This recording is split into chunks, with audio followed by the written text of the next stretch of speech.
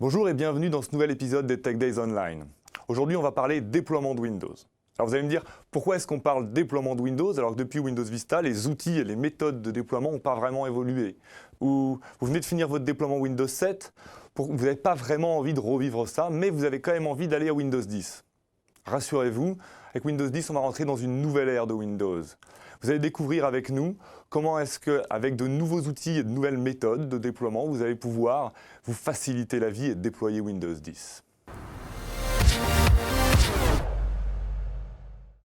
Aujourd'hui, je suis avec Stéphane Saunier, technicien de surface. Bonjour. Bonjour Stéphane. Antoine Journeau, spécialiste des fenêtres. Donc, on va parler de déploiement de Windows. Stéphane, merci. Alors, avant Windows 10, le déploiement de Windows, c'était principalement, je crée un master, donc l'image de Windows, des drivers, des applications, des paramètres, et je déploie ça avec un outil soit fait maison, soit du MDT, du SCCM, avec une séquence de tâches. Somme toute assez classique. Avec Windows 10, ça peut être la même chose, hein, un master, des applications, des drivers, globalement, ça reste Windows. Rien n'a changé. Pas complètement. On peut rester pareil, mais on a aussi de nouvelles façons de faire. La première façon, c'est de faire une mise à jour de Windows. Alors les mises à jour, vous connaissez ça avant, donc les upgrades. On a complètement revu le process, on l'a fiabilisé. C'est vraiment la méthode recommandée pour les machines existantes pour passer de Windows 7, 8, 8.1 à 10. Donc on prend l'OS, on le change, on garde les applications, les paramètres et les données. Première méthode. Deuxième méthode, le provisioning, qui lui va plus s'adresser aux nouvelles machines qui arrivent par l'OEM. Ils ont fait le boulot de mettre les drivers et de mettre l'OS. On le prend et on transforme cette machine en machine d'entreprise en y appliquant des applications, des paramètres, etc.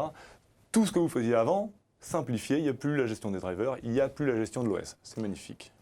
On va commencer par le meilleur. Tu peux nous parler de la méthode à l'ancienne? À l'ancienne, c'est ma spécialité, la méthode à l'ancienne. Wow. On ne va pas rentrer dans le détail, on a déjà fait des vidéos sur les Tech Days précédentes sur ce sujet-là. L'idée, c'est que vous, une machine existante, vous voulez la migrer dans un nouvel OS, vous capturez les données avec USMT, vous déployez le nouvel OS avec des ISM, avec MDT, avec SCCM, tout ça, ça peut se packager dans ces outils-là. Il redéploie l'OS, il redéploie les bons drivers, ça patch, ça installe les applications, ça remet les données utilisateurs. Ça, c'est les séquences de tâches que vous connaissiez de déploiement d'OS, qu'on appelle, nous, en interne, wipe and load, ou si on est dans une nomenclature MDT, ça va être des standards clients, ce genre de choses-là, des refresh de PC. Mettre à jour MDT, en MDT 2013 Update 1 pour faire ce genre de scénario avec Windows 10 ou en mode SCCM, SCCM 2012 R2 ou SCCM nouvelle version, qui n'a plus de numéro de version, pour pouvoir faire les déploiements de Windows 10. Donc ça, c'est les méthodes que vous connaissez déjà, qui sont toujours valables dans Windows 7, juste avec des changements d'outils, mise à jour des outils. Mais qu'est-ce que c'est que ces nouvelles méthodes? Qu'est-ce que c'est que l'upgrade, Stéphane? Eh bien, écoute, l'upgrade, c'est quelque part, encore une fois, un concept qui existait déjà. Simplement, on l'a amélioré. On a mis en place des outils, en réalité un outil, puisque en fait, c'est setup.exe qui va faire tout le travail. Et on a rajouté un certain nombre de paramètres pour le guider, mais en fait, toute la logique de la mise à jour sur place, telle que tu l'as décrit, c'est-à-dire le monde idéal où je pars de mon environnement utilisateur avec tous mes paramètres personnels, je fais la mise à jour et je me retrouve au final avec un Windows 10 dans lequel je retrouve exactement mon contexte initial. Et bien, tout ça va être géré par un seul outil qui est setup.exe. Par contre, setup.exe, c'est la méthode manuelle. On va pouvoir s'appuyer en entreprise sur d'autres outils et ce sont des outils que l'on connaît déjà. Chez nous, ça s'appelle MDT ou SCCM. MDT, par exemple, a une nouvelle séquence de tâches qui est spécialisée dans cette méthode de mise à jour sur place d'un OS. Encore une fois, que je parte d'un Windows 7, d'un 8.1 ou même d'un Windows 10 que je veux mettre à jour dans une version supérieure, une build supérieure de Windows 10. Donc, quand on est dans le contexte de MDT, par exemple, ce qui se passe, c'est qu'on boot sur un PE dédié, comme on a l'habitude de le faire, et puis on va ou automatiquement présélectionner une séquence de tâches ou faire choisir par l'utilisateur sa séquence de tâches qui va être, dans notre cas, par exemple la deuxième, qui est l'upgrade. À la suite de ça, globalement, ce qui va se passer, c'est que le setup va être lancé avec des bons paramètres, entre autres des paramètres qui permettront à MDT de reprendre la main ensuite lorsque l'application de l'OS sera terminée pour vérifier que tout s'est bien passé. Dans le cas de configuration manager, à peu près les mêmes scénarios. Globalement, on a une nouvelle séquence de tâches aussi qui est à disposition et qui va prendre en main tout le process. Donc là, globalement, on est sur une machine que l'on a un petit peu customisée, fond d'écran, icônes, applications. Et puis, dans ce contexte-là, on a choisi de publier la mise à jour. Donc, l'utilisateur verra dans son Software Center un Windows 10 à mettre à jour. Donc, il va cliquer sur Install. Et puis, on va lui demander s'il est bien sûr. Et si c'est le cas, ce qui va se passer, c'est que dans un premier temps, la volumétrie va arriver sur la machine, puisque c'est la façon dont fonctionne SCCM. Et puis, la main va être donnée à Setup, encore une fois, dans lequel il fera, comme dans le cas de MDT, une pré-vérification de la capacité du PC à pouvoir upgrader. Et puis, en cours d'upgrade, ce qui va se passer dans les deux cas, c'est que l'on va avoir un reboot sur un PE, le PE Windows 10. Certains l'ont peut-être déjà vu lors d'installations personnelles. Et puis, au bout des 100% d'installation, lorsque l'on va rebooter, on va se retrouver dans le même environnement en termes d'environnement fond d'écran, raccourci, mais ce coup-ci dans un environnement à base de Windows 10. Donc on a gardé nos applications, on a gardé les paramètres, les données, c'est pas mal quand même. Maintenant, je ne comprends pas un truc, c'est que je suis capable de déployer Windows avec un master que j'aurais préfet et je peux faire de l'upgrade. Dans quel cas est-ce que je fais quoi ? Effectivement, on peut se poser la question. Globalement, on ne va pas pouvoir faire de l'upgrade in place dans un certain nombre de cas. Ça serait trop facile. Principalement, les changements de configuration. Si on part d'une machine, par exemple, qui n'est pas dans un domaine et que l'on veut atterrir avec une machine qui est dans un domaine en résultat, on ne pourra pas appliquer cette méthode. Des changements techniques vont être aussi des impossibilités d'utiliser l'upgrade in place. Par exemple, migrer une machine d'architecture 32 bits vers une 64 bits, ça ne sera pas possible. Et puis, tout ce qui est en fait utilisation de customisation. Globalement, l'exemple le plus flagrant, c'est si on veut appliquer une WIM de référence, un master d'entreprise modifié dans lequel on a un certain nombre de choses. Cette WIM de référence ne peut pas être utilisée pour un upgrade in place. On doit forcément partir de l'image Microsoft standard pour utiliser le process de upgrade in place.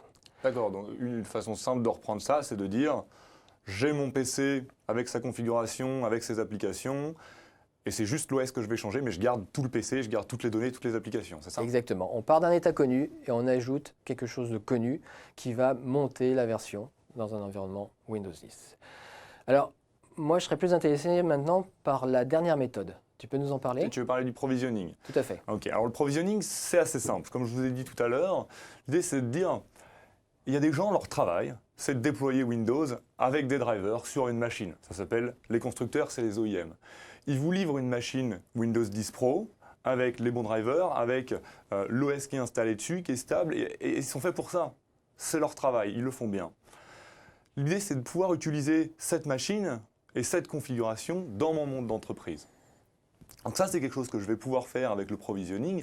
L'idée, ça va être de dire, je prends cette machine, et je vais venir y mettre de la configuration, je vais venir y mettre des applications, je vais venir y mettre ma jonction domaine ou toute ma sécurité.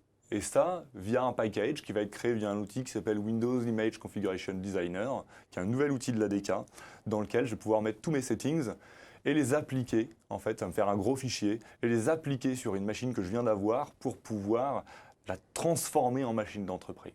Une des limitations qu'on avait dans les versions précédentes de Windows, et ce pourquoi on faisait un master, c'était que Windows Pro, pour le passer en entreprise, il fallait forcément réinstaller. Dans Windows 10, le passage de Pro en entreprise, c'est juste l'installation d'une clé produit et un reboot. Donc, même dans ce cas-là, j'ai plus besoin de créer de master. Donc ça va pouvoir être une solution qui va être intéressante. J'ai une petite animation si tu cliques, voilà, pour faire venir effectivement toute cette configuration sur la machine et la transformer. Maintenant, ça reste quand même pas mal théorique. J'aimerais bien que tu nous montres ça en démo, Steph. Bah écoute, allons-y. On va passer sur un environnement de démo à base de machines virtuelles. J'ai ici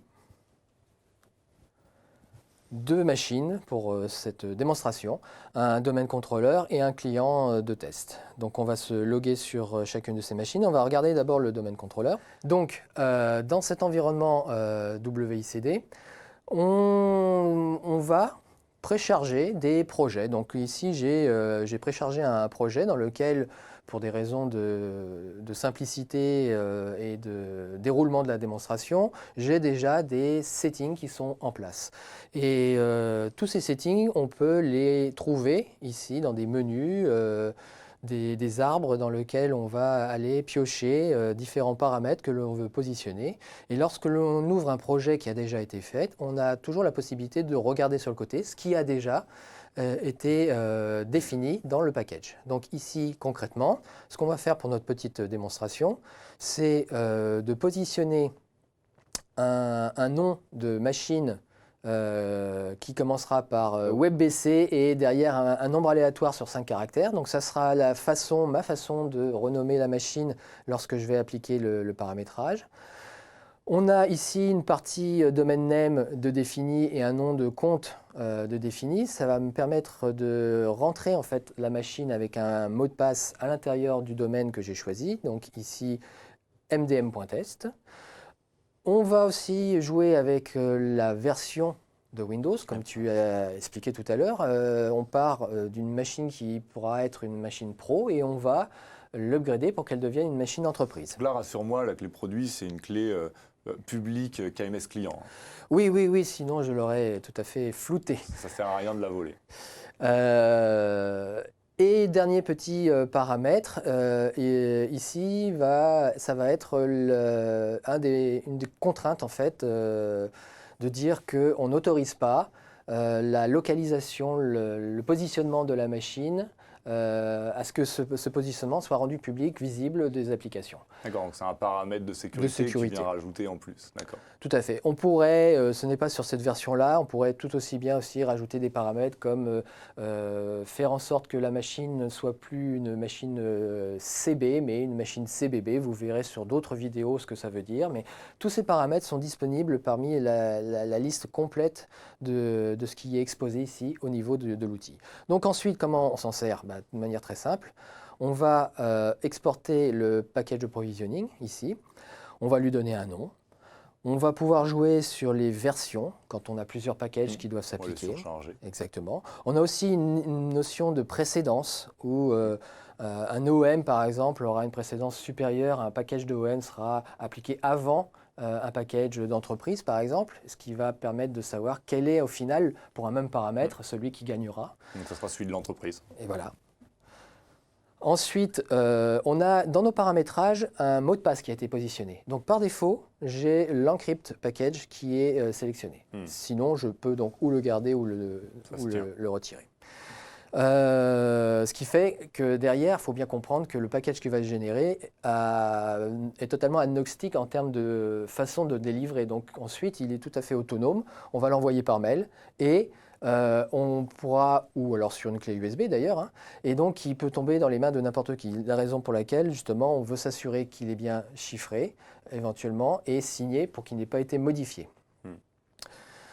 Donc ensuite, je ne le fais pas ici, le chemin où on veut générer le package, next, et ensuite on fabrique le package. D'accord. Alors, maintenant. Concrètement. C'est bien joli, hein, mais concrètement. La théorie, c'est que quand on l'applique, ça doit marcher. Alors, voilà.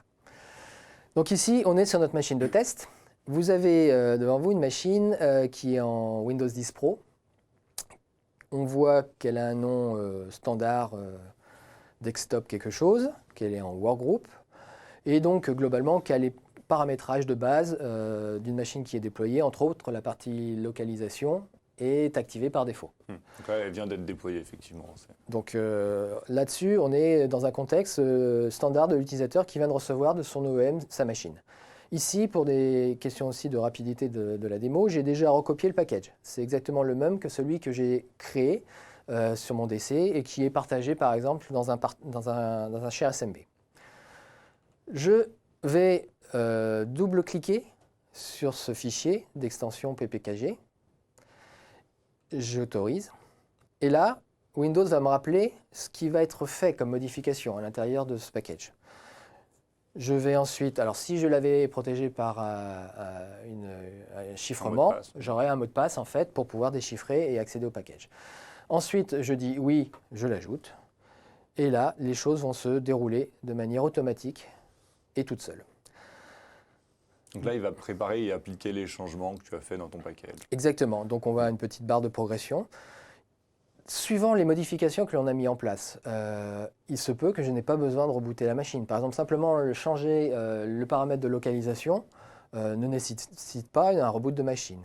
Dans notre cas, on a un petit peu poussé les choses puisqu'on a demandé de s'ajouter dans un domaine, on a demandé de changer de type de machine. Donc il va y avoir forcément entre pro et entreprise des packages de fonctionnalités qui vont être réajoutés dans la machine.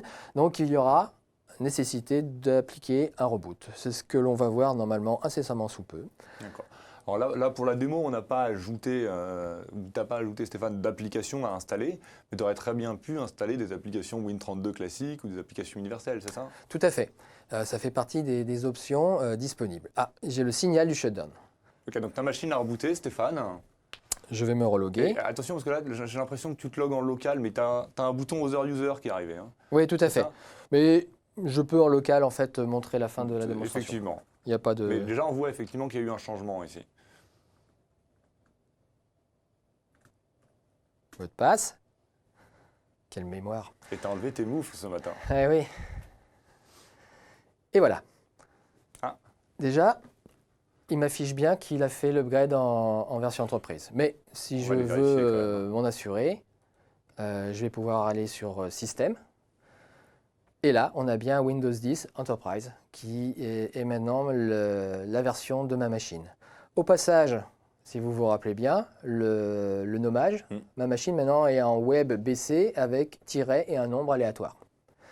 De la même façon, elle n'est plus en workgroup, mais bien dans le domaine mdm.test.